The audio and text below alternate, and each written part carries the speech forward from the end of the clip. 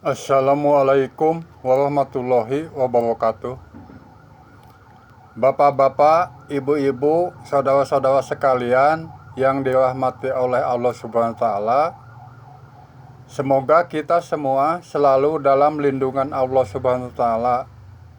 Dan semoga kita semua termasuk orang-orang yang selalu mendekatkan diri kepada Allah Subhanahu wa taala. Amin. Bapak-bapak, ibu-ibu, saudara-saudara sekalian yang dirahmati oleh Allah Subhanahu wa taala. Berjumpa lagi dengan saya Adi Bowo untuk mengupas tuntas melanjutkan pengalaman pribadi saya di episode yang kelima.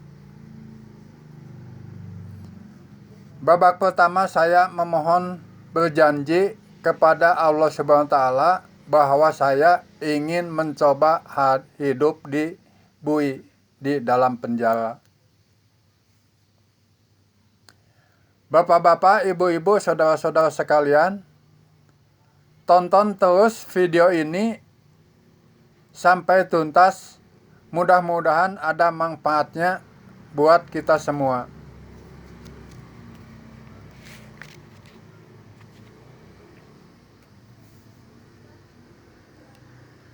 Di awal tahun 1985, tepatnya di pertengahan bulan Februari, secara tidak disadari dengan keadaan terpaksa, saya melakukan pelanggaran hukum.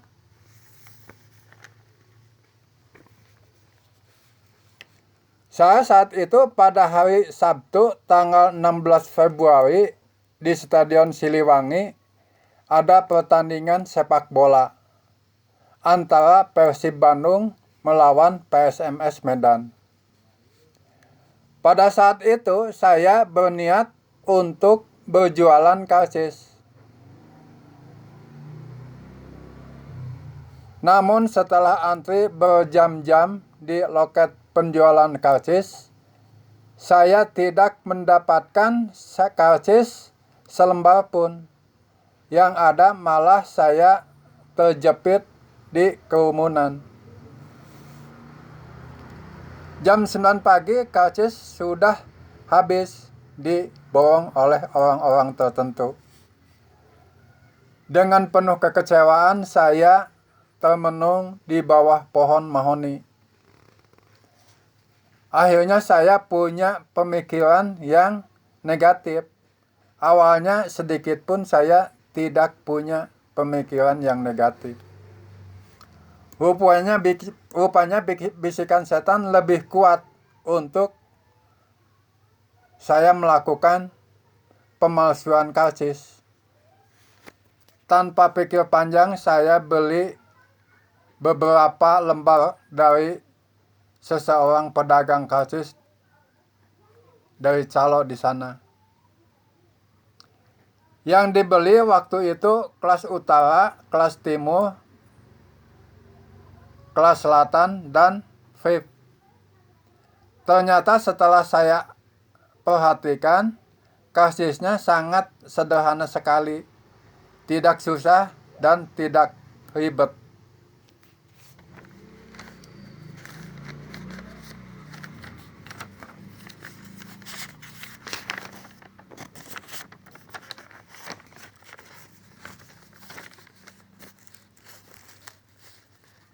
Lalu saya mencoba dalam waktu kurang lebih 5 jam, akhirnya berhasil. Hari itu juga saya bisa menjualkan karcis tersebut lewat teman-teman saya.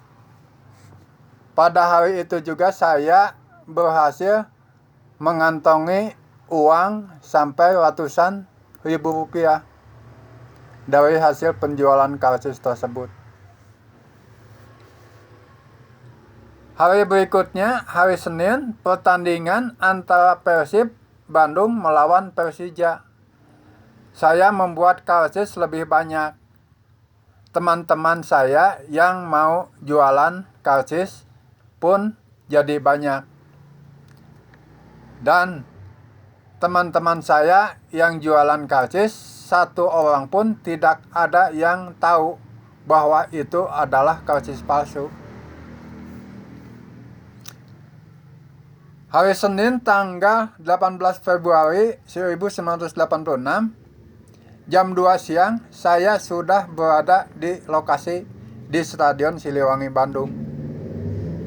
Setelah saya membagikan karcis ke teman-teman saya menunggu di bawah pohon mahoni. Namun tiba-tiba ada seorang pedagang karcis mencari saya dengan dihapit oleh beberapa anggota kepolisian. Dari situ merasa kaget dan ketakutan, saya langsung melarikan diri pulang ke rumah. Namun di rumah saya merasa gelisah, gundah, takut, tidak ada ketenangan. Hati tak menentu, memikirkan teman-teman saya yang pada saat itu pada ditangkapin oleh petugas kepolisian. Sedangkan mereka tidak punya salah dan tak berdosa. Dia tidak mengetahui bahwa itu karcis yang dijualnya adalah karcis palsu.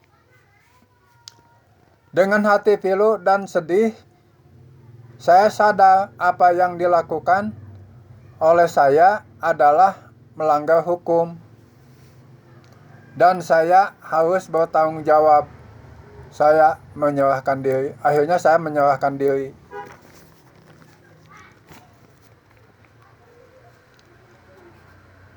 Begitu saya dibawa ke kantor polisi, ternyata benar bahwa teman-teman saya yang berjualan karcis sudah berada di kantor polisi sedang diinterogasi. Akhirnya saya bilang kepada pihak kepolisian memohon agar mereka semua supaya dibebaskan karena mereka semua sedikit pun tidak punya salah. Biarlah saya yang bertanggung jawab semuanya atas kasus ini.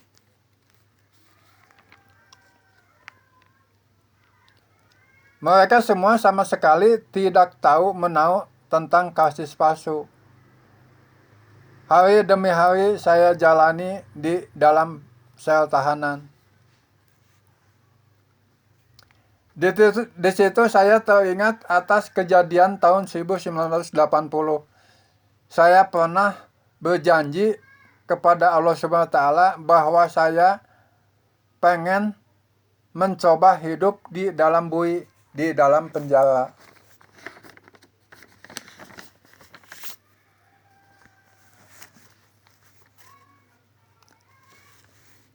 Selama saya di sel tahanan, saya selalu teringat kepada saudara E. Dia memalsukan dan menggelapkan di hukum masa percobaan.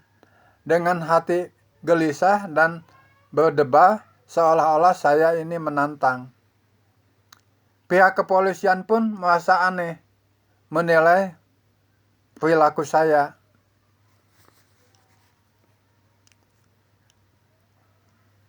Padahal waktu itu saya mau dibebaskan karena dasar hukumnya kurang kuat.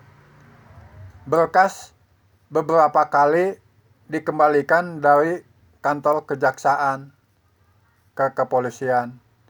Sampai saya menulis surat di kertas bungkus nasi kepada istri saya bahwa saya pengen mencoba hidup di dalam penjara. Karena saya pernah berjanji sama Allah Subhanahu wa Ta'ala, saya pengen tahu kehidupan di bui di dalam penjara.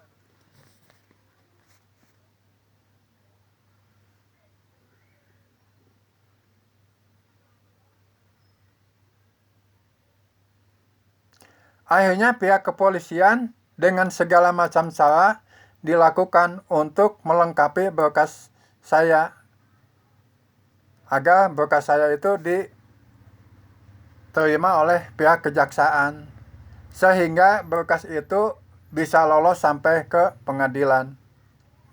Pihak kepolisian yang menangani kasus saya ini pada merasa aneh dan heran, seolah-olah saya ini orang gila, seolah-olah saya ini menantang.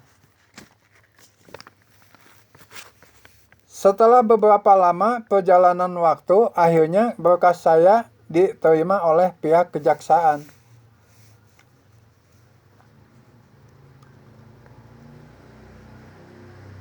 Dari situ, dari tahanan pihak kepolisian, saya dipindahkan menjadi tahanan kejaksaan. Dan saya dikarantinakan di tempat tahanan di Kebonwaru. Begitu saya masuk pintu gerbang penjara, perasaan saya gelisah, mengerikan melihat orang-orang di sekitar di dalam penjara. Kelihatannya wajahnya sadis-sadis. Hati saya berdebar, tak menentu, gelisah, takut, menyeramkan, tapi di sisi lain saya ingin mencoba kehidupan di dalam penjara.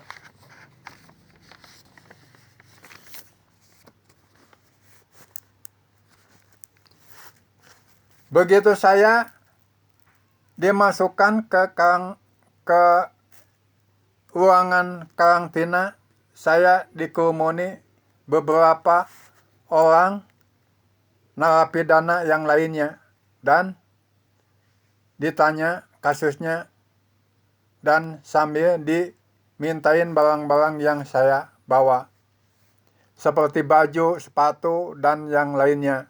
Semuanya dipreteli. Saking takutnya, semuanya sama saya diberikan kepada napi-napi yang memintanya.